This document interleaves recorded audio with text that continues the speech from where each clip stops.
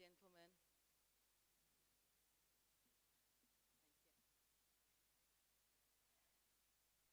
My name is Notre. I have the privilege of working in this wonderful building with 10 fantastic colleagues, and I enjoy coming to work every day, as I'm sure you can understand why. On behalf of the Chief Justice, Raymond Zondo, the Deputy Chief Justice, Mandisa Maya, and all the judges of this court, we welcome you today to this very, very auspicious occasion. My first announcement relates to a water shortage that we are currently experiencing. Arrangements for water has been made. There are facilities, bathroom facilities, temporary, movable facilities that are outside. My task this evening is to welcome you, to thank you for coming, each and every one, and our most distinguished guest, Justice Richard Goldstone. You're most welcome. The ambassador, the US ambassador, and Justice Madlanga will all receive a further and a fuller welcome from the Dean. And my task is also to introduce the Dean to you.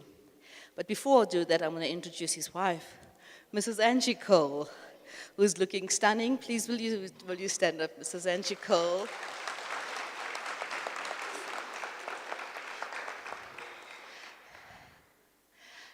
And we all know, South Africans in particular, the saying, Umuntu, Ngubuntu, Gabantu. And I can definitely say, he is because of her. I had the privilege of meeting Dean Cole almost 2 years ago. And I don't believe in coincidence. I believe in God incidents. And it so happens that my daughter is doing a PhD at Notre Dame University. And the law school got to know that a judge from the Constitutional Court in South Africa was there. And they said, no, the law school has to take some sort of ownership.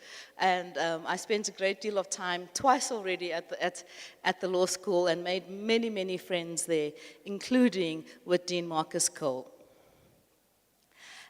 I'm going to give you a very brief introduction of Dean Cole because he said I shouldn't say too much. Perhaps I'm going to start off by talking more about the man, Marcus Cole, than the Dean. You will not get a more genuine person than Dean Marcus. His heart is in the right place. And what he has tried to do and what he's currently doing is extending the links and the ties of the university with Africa. Prior to now, there was a concentration between American universities and universities in Europe. And Dean Cole saw a gap and he said, but what about our brothers and sisters in Africa? And we applaud that, we applaud him for that, and we applaud the university for supporting his initiatives. And somebody once said on their tombstone, all that they want to be written is, here lies a great man. And I'm going to say, next to me sits a great man. So his official title, he is the Joseph A.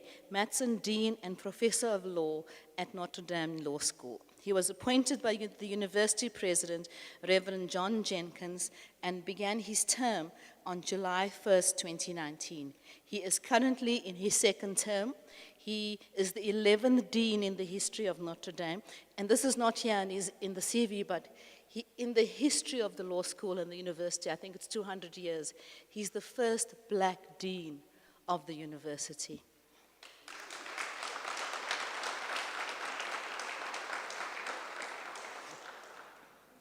He is a leading scholar of the empirical law and economics of commerce and finance.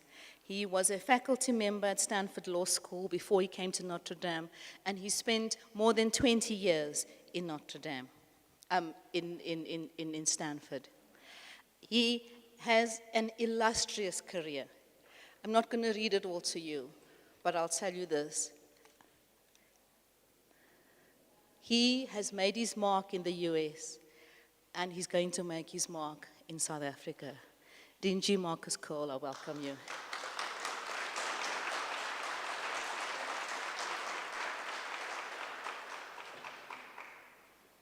Thank you, Justice Theron, for that very generous welcome and introduction. I'm very grateful.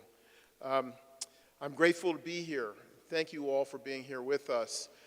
As Justice Theron said, I'm Dean Marcus Cole. I'm the Dean of the Law School at the University of Notre Dame, which is the oldest Catholic law school in the United States. It is my distinct honor to welcome you to this panel discussion honoring Justice Richard Goldstone for his role in the establishment of the Human Rights Program at Notre Dame Law School. 50 years ago, U.S. President Richard M. Nixon asked for the resignation of Notre Dame President Father Theodore Hesburgh as chair of the U.S. Commission on Civil Rights because, according to President Nixon in his own words, Father Hesburgh was, quote, moving too fast on civil rights. So after stepping down, Father Hesburgh decided to continue his fight for racial justice by establishing the Center for Civil Rights at Notre Dame Law School. And he quickly realized that the people of South Africa were engaged in the same fight for racial justice and equality. So Father Hesburgh turned to his friend, a friend since, I believe, 1959, is that correct? Turned to his friend, then Judge Richard Goldstone, for guidance. And when Father Hesburgh asked Justice Goldstone what the University of Notre Dame could do to help in the fight against apartheid, Justice Goldstone replied, train our lawyers. That idea from the man who we honor tonight was the spark that created the Notre Dame Law School program in human rights. That spark of an idea has ignited a flame that has brought the light of hope to people all around the world. Today, under the direction of Professor Diane Desierto, who is here with us tonight, the Notre Dame Law School program in human rights boasts alumni in over 100 countries around the world. Many of these human rights defenders are leaders in the fight against oppression. Some are political prisoners. All owe their training and courage, all owe their training to the courage and wisdom of one man, Justice Richard Goldstone of South Africa. Justice Richard Goldstone served as a Justice of the Constitutional Court of South Africa from 1994 to 2003. And from 1994 to 1996, he served as the Chief Prosecutor of the United Nations International Criminal Tribunals for the former Yugoslavia and Rwanda. He has taught as a distinguished professor of international law at the law faculties of Harvard Law School, New York University Law School, Stanford Law School, Georgetown University Law Center, the University of Virginia Law School, and Fordham Law School. And he is a member of the American Academy of Arts and Sciences. Justice Goldstone co-chairs and serves as the honorary president of the Human Rights Institute of the International Bar Association, and has also served as a member of the Distinguished International Group of Advisors of the International Committee of the Red Cross. He was appointed by the United Nations Secretary General to investigate allegations regarding the Iraq Oil for Food program, and chaired a UN committee to advise the United Nations on appropriate steps to preserve the legacy of international criminal tribunals. He led the famous fact-finding mission on possible war crimes and international human rights violations committed by any party during military actions in Gaza in December 2008 and January 2009.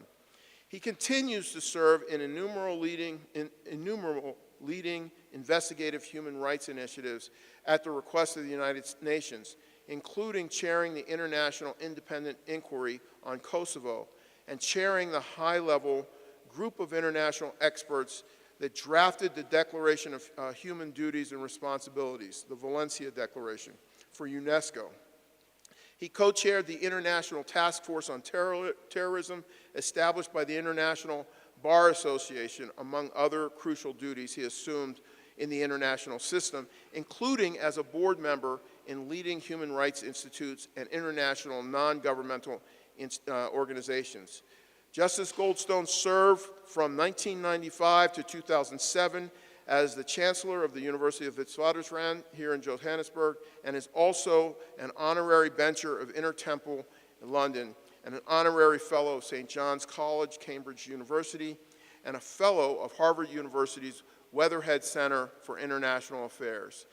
Among his innumerable accolades, he received the Thomas J. Dodd Prize in International Justice and Human Rights, the World Peace Through Law Award, the Richard Neustadt Award at Harvard, the International Justice Award of the MacArthur Foundation, and the Stockholm Award for International Peace. And among all of these awards, we're grateful and honored to have him here back in this building, which he helped to establish in 1994. Welcome, Justice Goldstone.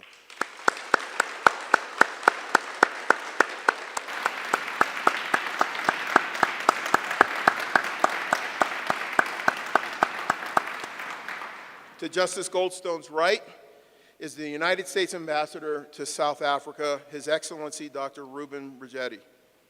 Dr. Reuben Brigetti is the United States Ambassador to South Africa since 2022, and he served as the 17th Vice Chancellor of the University of the South and Mayor of Sewanee from June 2020 until December 2021. Previously, he served as the Dean of the Elliott School of International Affairs at the George Washington University. Ambassador Brigetti's most recent diplomatic assignment was serving as the U.S. representative to the African Union and U.S. permanent representative to the UN Economic Commission for Africa from September 2013 to September 2015. Previously, Ambassador Brigetti served as the Deputy Assistant Secretary of State in the Bureau of African Affairs, and also as Deputy Assistant Secretary of State in the Bureau of Population, Refugees, and Migration. Ambassador Brigetti was a former researcher with Human Rights Watch, the Arms Division, where he conducted research missions in Afghanistan and Iraq. Before this, he was an active duty U.S. naval officer holding several staff positions in the Pentagon and in fleet support units. Ambassador Brigetti is a 1995 Distinguished Midshipman graduate of the United States Naval Academy, where he earned a Bachelor of Science in Political Science with merit and served as the brigade commander and received the Thomas G. Pownall Scholarship. He also holds a Master MPhil and a PhD in International Relations from the University of Cambridge in England, as well as a Doctor of Humane Letters honoris causa from Old Dominion University in Virginia. Ambassador Brigetti is a life member of the Council on Foreign Relations and recipient of the Council's International Affairs Fellowship. He is a member of the Board of Counselors of McLarty Associates, an adjunct senior fellow for African Peace and Security at the Council on Foreign Relations, and a fellow of the American Academy of Diplomacy. Please join me in welcoming the U.S. Ambassador to South Africa, Reuben Brigetti.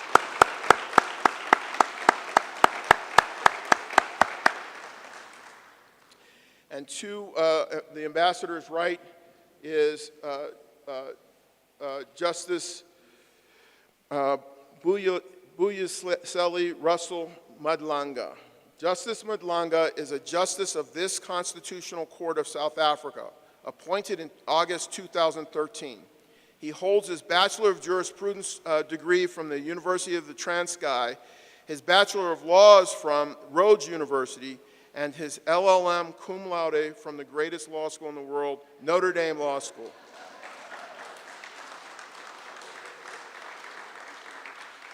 He also holds a Doctor of Laws honoris causa from Walter Sisulu University. He is a renowned judge with a distinguished career serving in previous judicial positions as judge of the Eastern Cape Division of the High Court. acting judge of the Supreme Court of Appeal, acting judge president of the Transguide Division of the High Court, judge of the Competition Appeal Court, acting justice of the Constitutional Court.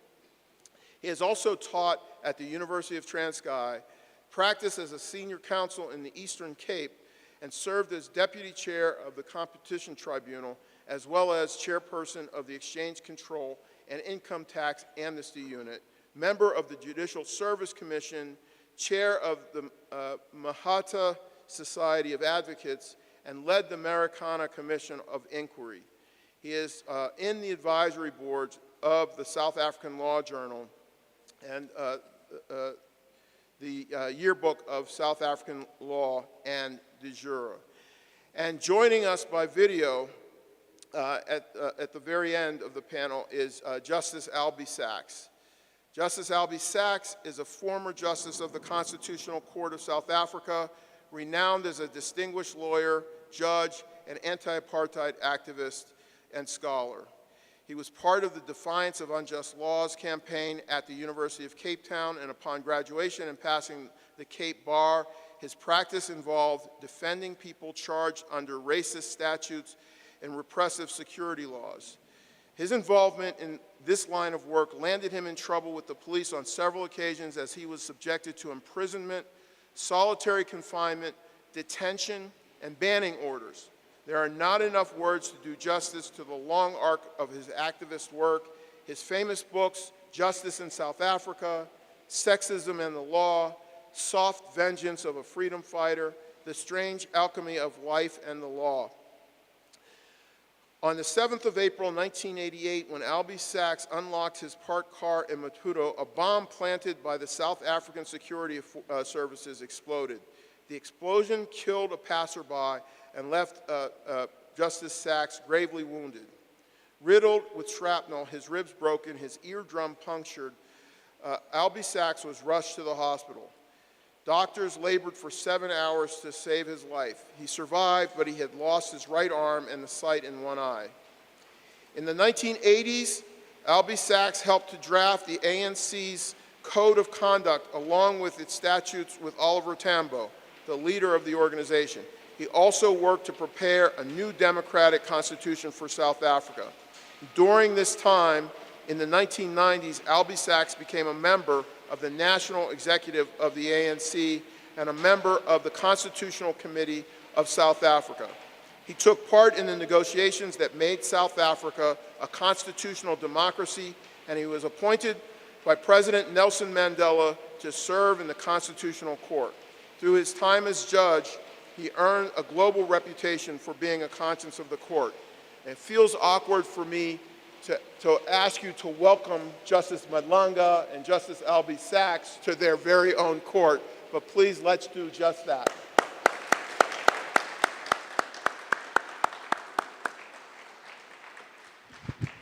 So I want to start my questioning wow, it's really raining hard here.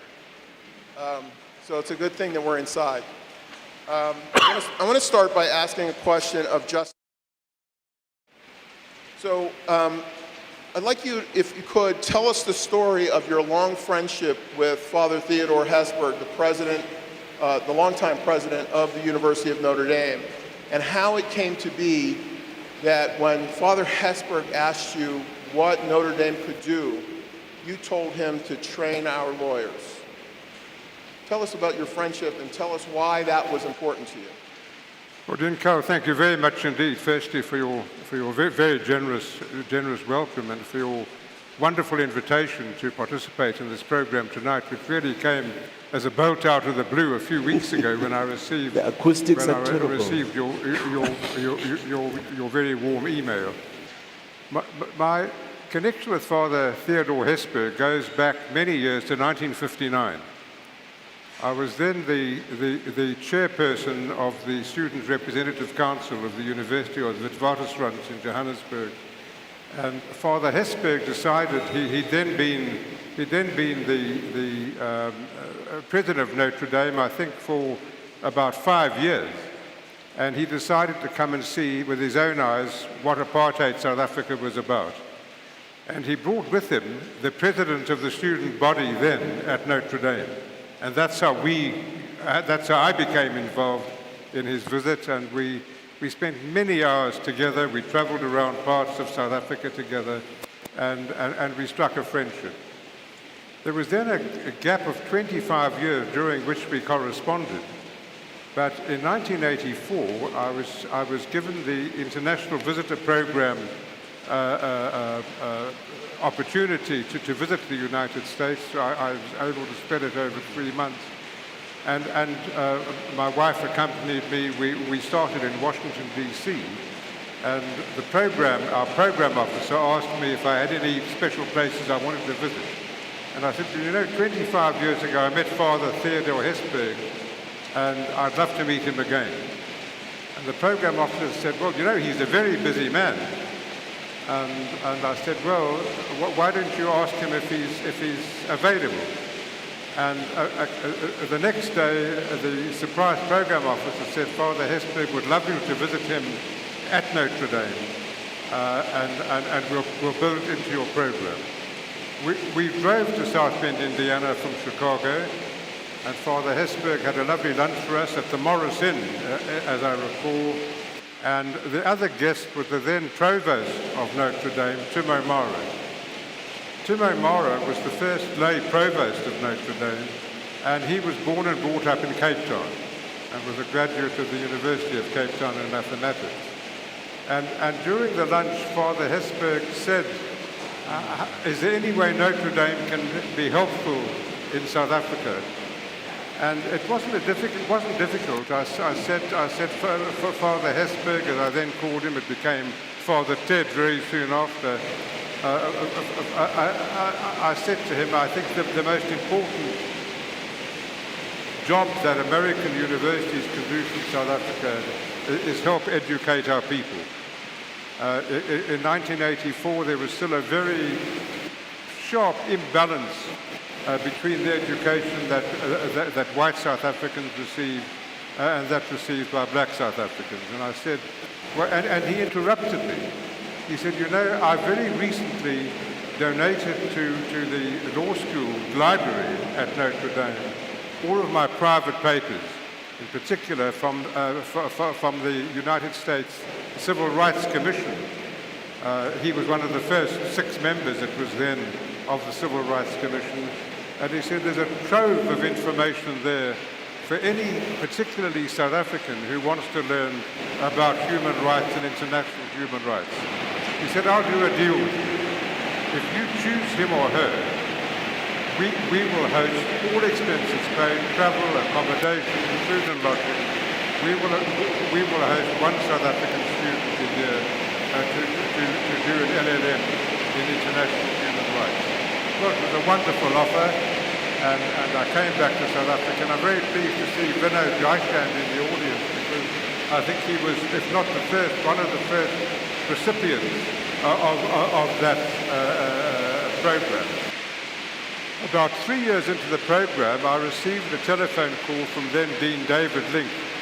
He said, you send such wonderful people to us, we want to make it 2 a year, not 1. And as far as I'm aware, that has continued to this day, that Notre Dame has hosted 2 South African students to do LLM. So that's really how it came about. That friendship with Father Hesburgh continued really until shortly before he passed away not too many years ago. Well, we must be engaged in something very important here, because as my wife's grandmother used to say, when it rains this hard, that's the devil working. So he's trying to prevent people from hearing what has to be said up here. So hopefully we'll be able to get through this. This is really incredible. Does it rain like this all the time in South Africa?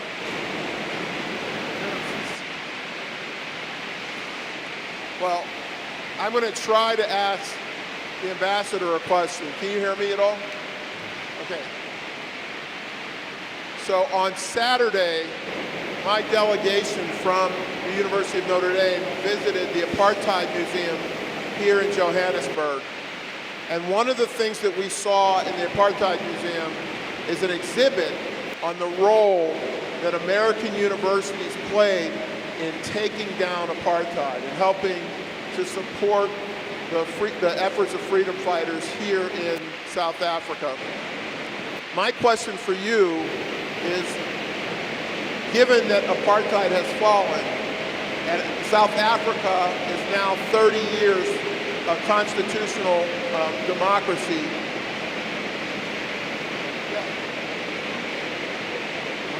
I can't hear you.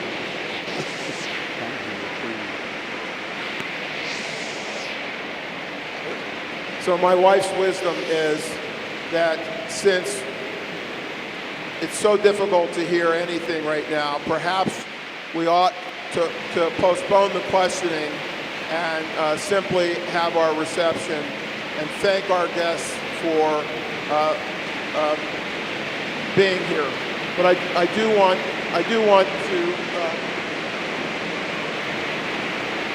want to present our guests with a gift. And so first, I have a gift for Justice Goldstone. It's a book called This Place Called Notre Dame. And my inscription to you is, Dear Justice Goldstone, words cannot adequately express the debt of gratitude owed to you by Notre Dame lawyers around the world and the millions of people they serve. So thank you.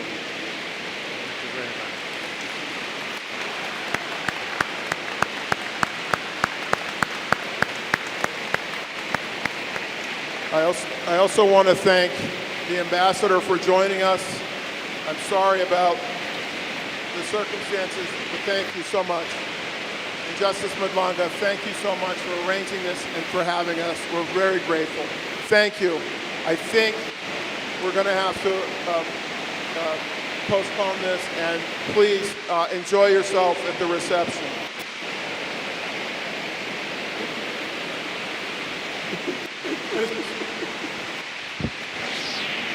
I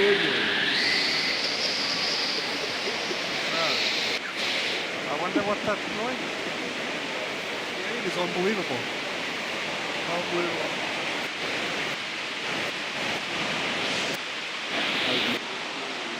Yeah, absolutely.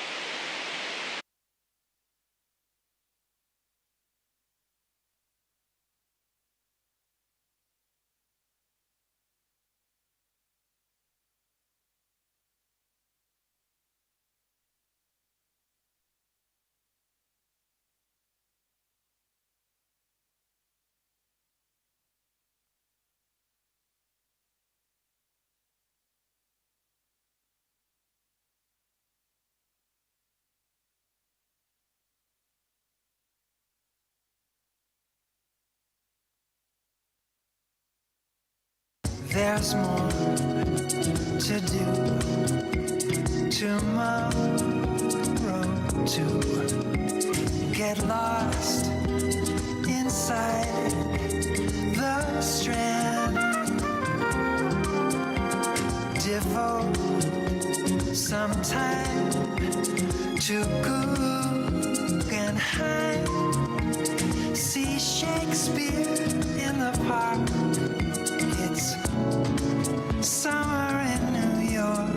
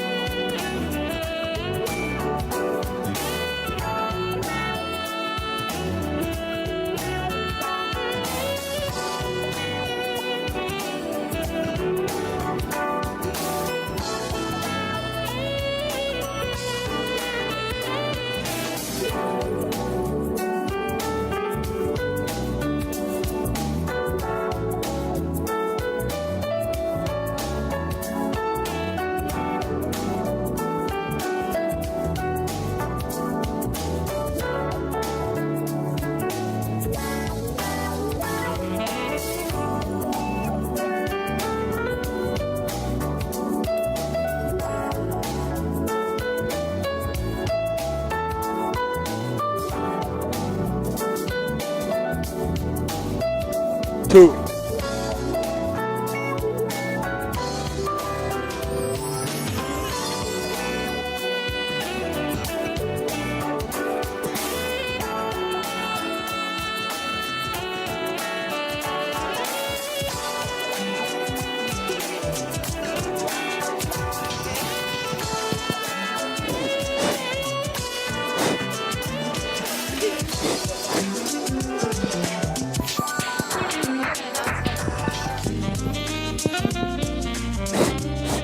Good evening, everybody. Good evening. We're going to resume, but in slightly different format. We're going to resume at the bottom, but closer to the drinks. So you can get comfortable at the chairs there, grab a drink or grab a snack.